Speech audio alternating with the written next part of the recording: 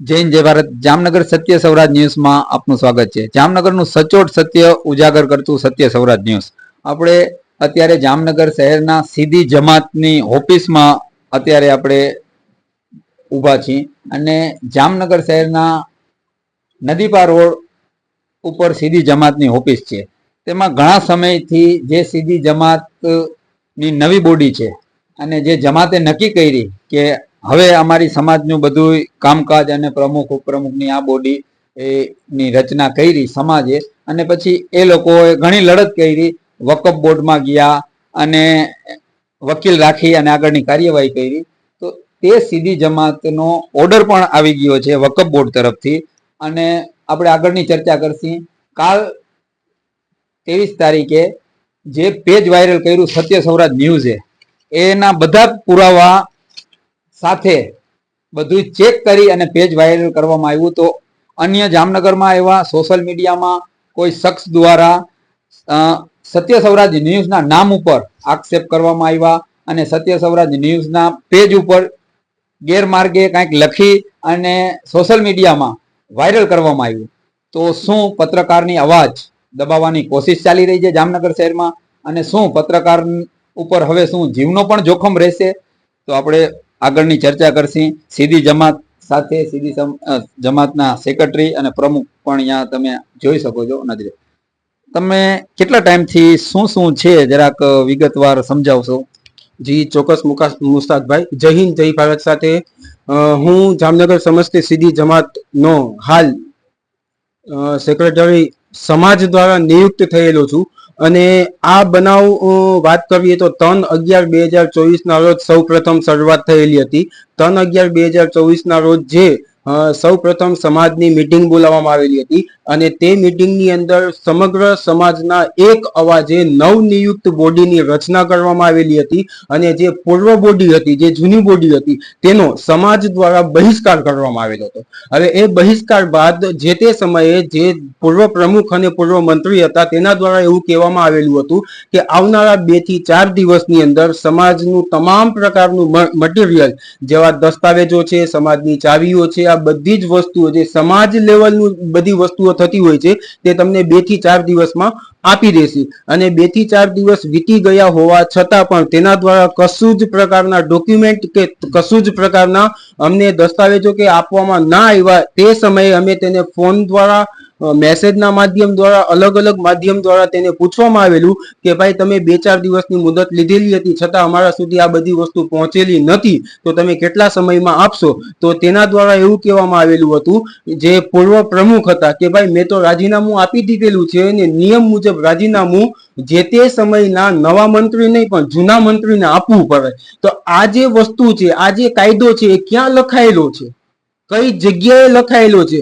ને આ જે સમાજ ની વાત આવવામાં આવે છે, તો સમાજ, કોઈ પણ સમાજ હોય, એ હંમેશા કાં તો વકફ બોર્ડ અથવા તો ચેરિટી કમિશનરની અંદર રજીસ્ટર થયેલી હોય. તો તેના નિયમમાં પણ ક્યાંય એવું જોગવાઈ થયેલી નથી કે ક્યાંય ઠરાવ થયેલો નથી કે પૂર્વ પ્રમુખ સેક્રેટરીને જ રાજીનામું આપી શકે. જો સમગ્ર સમાજ વચ્ચે એ લોકો માની ગયા હોવા છતાં આવનારા 2-4 દિવસમાં એ બદલી જાય છે. અને બદલી ગયા એ તો કોઈ દુઃખ નથી, પણ તે લોકો હોદ્દા ઉપર ન હોવા છતાં વકફ બોર્ડની અંદર ખોટા પુરાવાઓ રજૂ કરેલા છે, વકફ બોર્ડમાં જઈ ખોટી સહી કરેલું છે.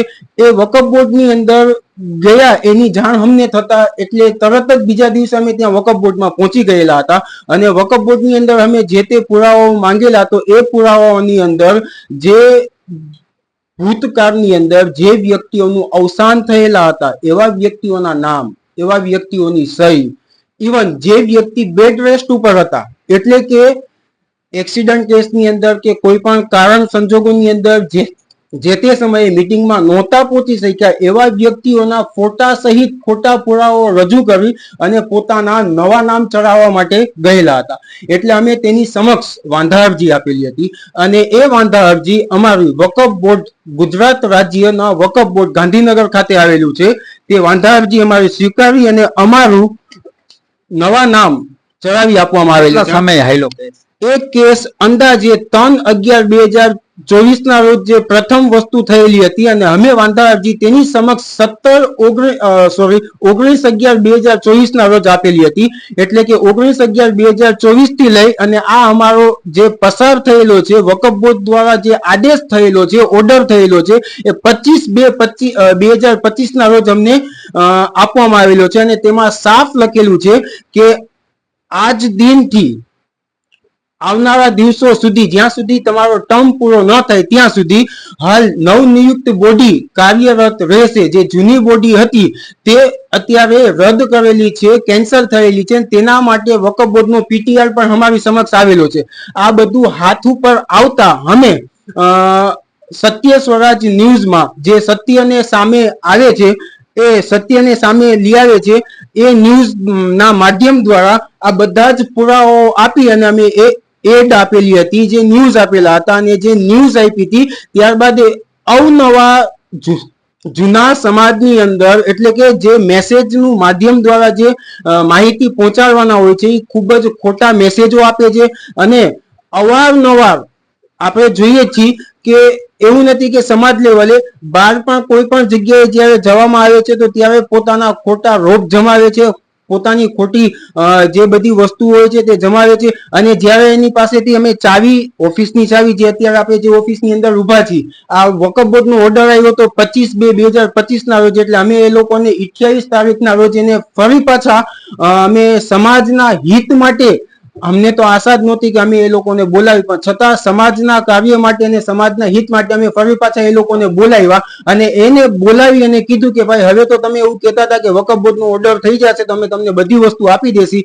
તો વકફ બોર્ડનો ઓર્ડર થઈ ગયા હોવા છતાં એવું કીધેલું હતું કે અમારી પાસે સમાજની એક પણ વસ્તુ હાલ ઉપસ્થિત નથી, ચાવી અમે આપશી નહીં, તમારામાં તેવર હોય તો તમે સમાજના જગ્યાઓનું તાળું તોડી નાખો.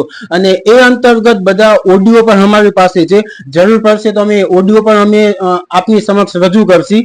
અને આ બધી હકીકત ઘટનાઓ થયા બાદ અમે આપનો સંપર્ક કરેલો છે અને આપના માધ્યમ દ્વારા, સત્ય સ્વરાજના માધ્યમ દ્વારા આ પ્રેસ નોટ લોન્ચ કરાવેલી છે. સત્ય સૌરાજ ન્યૂઝ ઉપર તમારી આ પ્રેસ નોટ કાલે બહાર પાડવામાં આવી અને સત્ય સૌરાજ ન્યૂઝના પેજ ઉપર જે ગેરમાર્ગે દોરી અને પેજ ઉપર ખોટું લખી અને જે ગુનો કરવામાં આવ્યો છે તેના બદલ તમે શું કહો છો? જામનગર સોશિયલ મીડિયામાં જે આ ગુનો થયો છે, તો જામનગર સાયબર પોલીસ તો એક્ટિવ છે જ, તો એ સાયબર પોલીસ પણ આના ઉપર કડક કાર્યવાહી કરે. સત્ય સૌરાજ ન્યૂઝના ઉપર આક્ષેપ થયા છે. જી હા, ચોક્કસ મુસ્તાકભાઈ, જો આવી વસ્તુ અવારનવાર થતી હોય તો આની એક્શન તો લેવા જ પડશે. સમાજ દ્વારા તો ઘણા બધા એક્શન લીધેલા છે, પણ સમાજને ઘણી બધી રીતે બાનમાં રાખેલી છે. હવે જામનગર શહેરમાં સાયબર ક્રાઇમ નું કામ પણ બહુ જ સરસ છે, ખૂબ જ અતિશય ઉત્તમ કામ છે. અને જામનગર સાયબર ક્રાઇમ ને જામનગરની અંદર વસતી તમામ પોલીસ અધિકારીઓ, પોલીસ વસ્તીઓનું કામ ખૂબ જ સરસ છે. હાલમાં આપણા એસપી સાહેબ જામનગરના ડેલુ સાહેબ જે યુવા છે તેનું કામ બહુ જ સરસ છે અને કાબિલે તારીફ છે. 100% વાત છે.